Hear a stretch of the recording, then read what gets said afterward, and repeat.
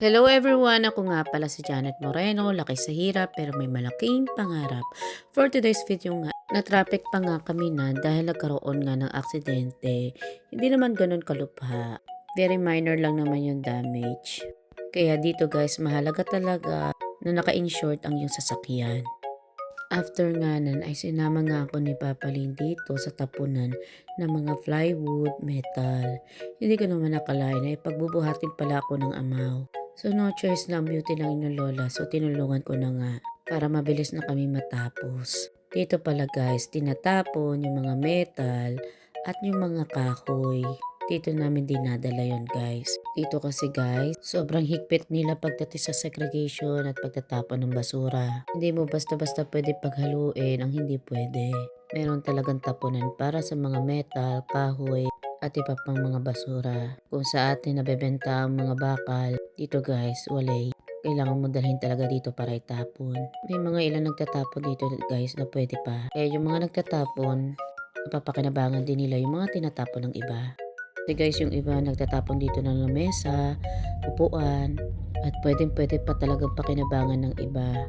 Kinabukasan nga dahil maganda ang panahon, naisipan ng aking mudra bells na mag-gardening. Dahil Filipino tayo, takot tayo sa araw.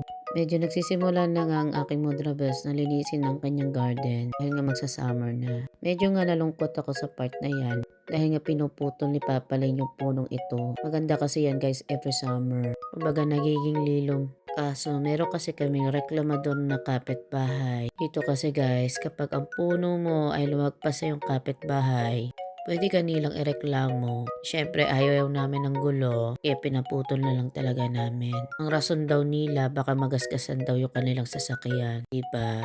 Para sa kanila guys, di na bali maputol ang kahoy, wag lang magasgasan ng kanilang sasakyan. Habang busy nga kami, itong batang ito ay napakapasaway. Walang iba kundi ang aking anak. Kung saan may busy, doon siya talaga pupunta. Kailangan kasi namin guys itapon itong mga sanga guys. Bali guys, itatapon din namin siya kung saan kami nagtapon ng plywood kung naaalala nyo lang. Doon pala ay may tapunan din ng mga kahoy, mga sanga. So, doon din namin siya itatapon. Hindi kasi ito pwedeng sunugin guys. Kung hindi lalo kami irereklamo ng aming kapitbahay. Siyempre ayaw natin ng gulo, kalma lang.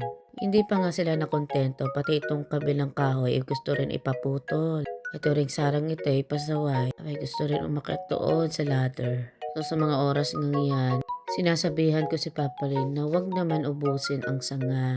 Paborito ko rin kasi yan punong iyan guys. Sobrang ganda na kung mamulaklak. Mga oras nga yan, nagutom ang person dahil malapit na mag-dinner guys. Hindi nga lang halata kasi tirik pa ang araw. Mag-aalas 5 na pala yan ng hapon. Bali o-order nga lang kami ng aming dinner tonight.